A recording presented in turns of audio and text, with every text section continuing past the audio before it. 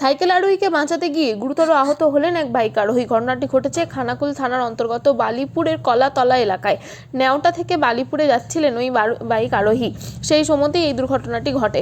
গুরুতর জখম হন ওই ব্যক্তি। স্থানীয় যুব মিলন সংঘের সদস্যরা ওই ব্যক্তিকে তড়িঘড়ি উদ্ধার করে শ্রীরামপুর গ্রামীণ হাসপাতালে চিকিৎসার জন্য নিয়ে যায়। পরবর্তীতে তার অবস্থার অবনতি হওয়ার কারণে তাকে আরামবাগ মেডিকেল কলেজ ও হাসপাতালে স্থানান্তরিত করা হয়েছে।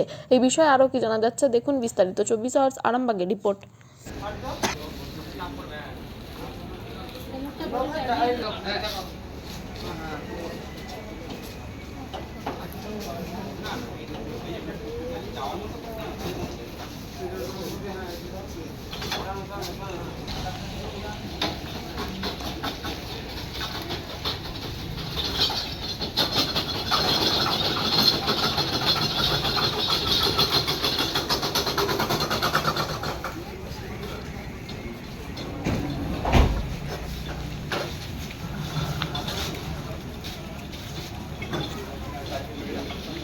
বাইকে করে যাচ্ছিল বালিপুর দিকে, বালিপুর কলাতলার দিকে।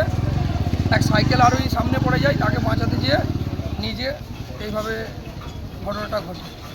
আমরা ওখান থেকে শ্রীরামপুর হসপিটালে তুলে আনি, তারপর ডাক্তার রেফার করে আরামবাগ নিয়ে আসছে। সাইকেল আরোহী কেমন আছে? সাইকেল আরোহীকে পলাতক, সে পালিয়ে গেছে, দাঁড়ায়নি, তার তেমন কিছু ক্ষতি হয়নি। কি নাম ওনার? ওনার নাম হচ্ছে অনুপ কুমার পাল, হতে পারি। নেওটা। আপনার নাম? আমার নাম শেখ নাজিম হোসেন। কেমন অবস্থায় আছে? এখন তো ইনজুরি অবস্থায় আছে, মাথায় চট হয়েছে, নাক দিয়ে ব্লিডিং হচ্ছে। কোনখানটায় ঘটেছিল? ঘটেছে হচ্ছে আপনার খানাকুল থানার কলাতলা বাস স্টপে। কখন ঘটেছিল? 4:35 নাগাদ।